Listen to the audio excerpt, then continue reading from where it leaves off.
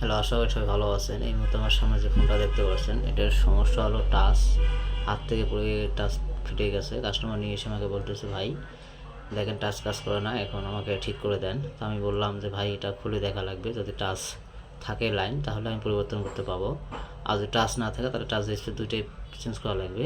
তো কাস্টমার বললো ভাই দেখেন, খুলে দেখেন। তো আমি এটা খুলতেছি, আপনারা দেখতে থাকেন সুন্দর ও সঠিক নিয়মে। দেখেন আমি কীভাবে খুলতেছি। খুলে এটা আমি চেক করব যে টাচের লাইন আছে কি না, বা এটা ডিসপ্লের সঙ্গে শুধু গ্লাসটা লাগা আছে কিনা আমি এটা দেখবো। যদি টাচের লাইন থাকে তাহলে পরিবর্তন করলেই হবে, আর যদি টাচের লাইন না থাকে, যে এটা টাচ কাজ করে না, তাহলে আপনার এটা গ্লাস দিয়ে হবে না। অনেক টেকনিশিয়ান ভাই আছে ফোন হিট না দিয়ে ব্লেড দিয়ে খুলতে চায়, তো এইভাবে খোলা যাবে না।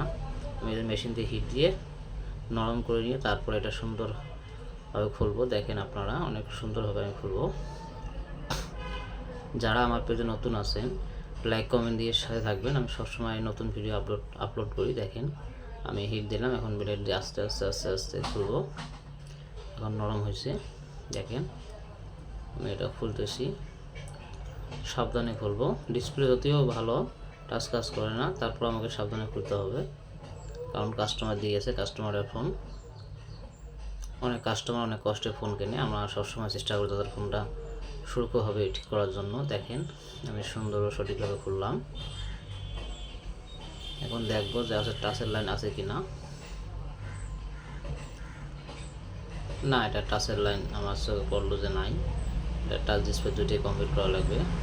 তো আমার ভিডিও ভালো লাগলে লাইক কমেন্ট দিয়ে পাশে থাকবেন। ধন্যবাদ সবাইকে, ভালো থাকবেন।